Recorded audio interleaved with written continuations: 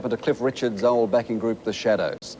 In their 30-year history, they have recorded, and get this, they've recorded 150 albums, The Shadows have, and one or two very successful ones. 20 years down the track, in the middle of the punk era, in the late, about 1980, they still had a #1 album right around the world. The moving force behind The Shadows, undoubtedly, is and was Hank B. Marvin. Now, Hank lives in Perth these days. He joins us today to play live on television for the first time, Hank, in 15 years, I'm told.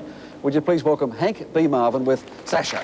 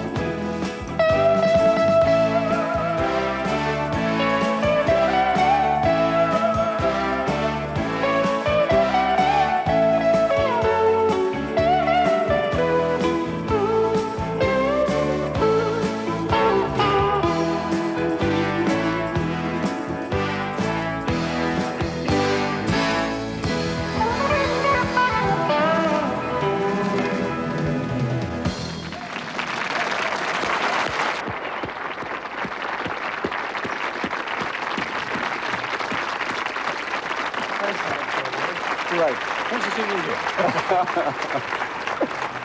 That was just fantastic, but that is the most ridiculous thing I've ever seen. Did you see Harvey? Who's this bearded old backup man you got? I thought it was your accountant. Harvey, I mean, here's a man of 25 years of age. You're 65. How can you possibly try it? 65. Well, 62 anyway. You can do the steps, though. Shall we do the Let's do it again. 2, 3.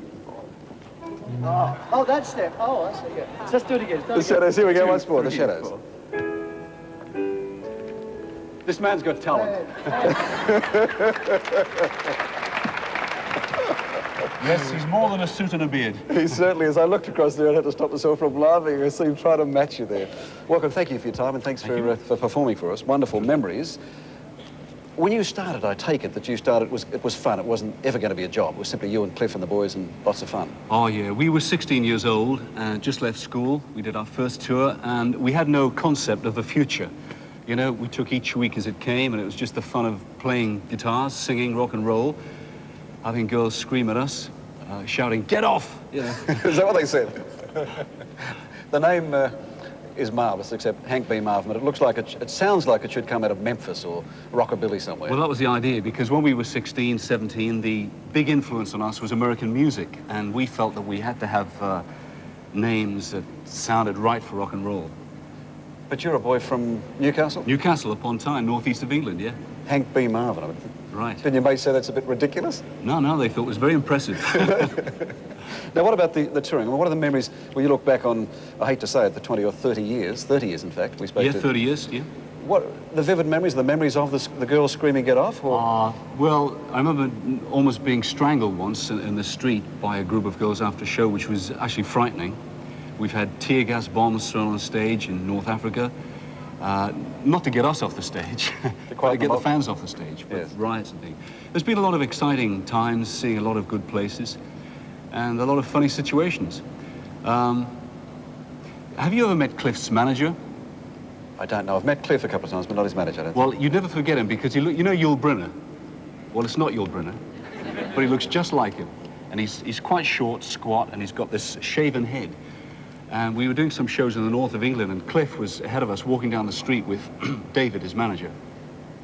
And you know that Cliff isn't short, squat, with a bald head. You know that, don't you? Right, good. You sure? Good. Okay. And they passed these two old ladies who were nattering on the street, and one of them did one of those, you know, Cliff. And she said, "Hey, look, there's that Cliff Richard." And the other one turned around, looked at the two of them, and said, "Which one?" It's true. What do you think the secret of the success of the Shadows and Cliff is? This timeless music that you perform? I think it's the gullibility of the public. It's a pretty straight answer. No, I think somehow we got in the very early days of rock and roll, and we seemed to just have something that appealed not only to young people, as we did initially, but to a slightly older audience. We tried to do a lot of original material rather than copying other people's, which was a plus. And I think getting in first and making a big impact helps the artist to sustain. And fortunately, we've been able to come up with hit records, hit albums over the years, and we've always tried to back that up with good shows, which is very important. Yes, I don't mean to embarrass you. I told the audience here in the commercial break, I mean, the legends of guitar playing these days, I mean, the Eric Claptons and the Jeff Becks, et cetera, all but sit at your feet. I mean, regard you as almost the father figure. I hate to say that. Thanks. But there's something about, I mean, the guitar became a voice, didn't it, for you?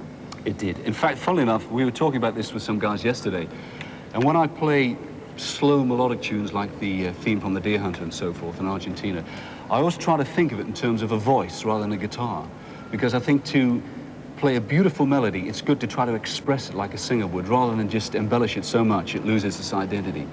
And that's helped to develop a style, I guess. But it's interesting, a little while back, a company who shall remain named... Can we advertise on here? Sure. I won't tell you that. A company called Fender, who I've always used their guitars, presented me with a copy of the very first guitar I ever had from them, which was back in '59. And they gave me a little presentation in a hotel, and I was very underwhelmed, really, because as they were about to present the guitar, a whole troop of people came into the room.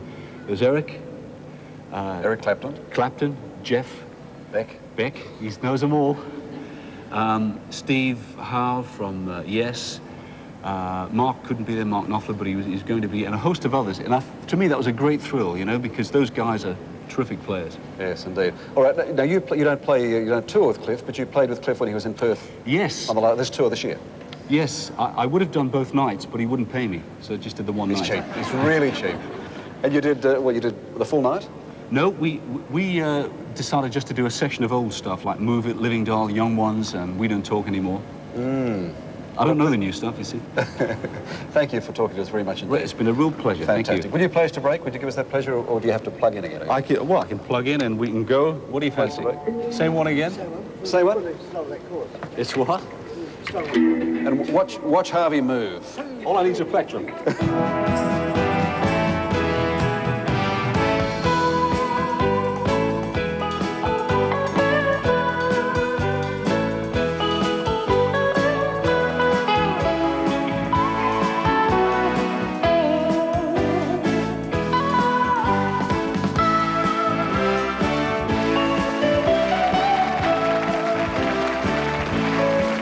The new big Oscar from Sunbeam is unlike any other food processor.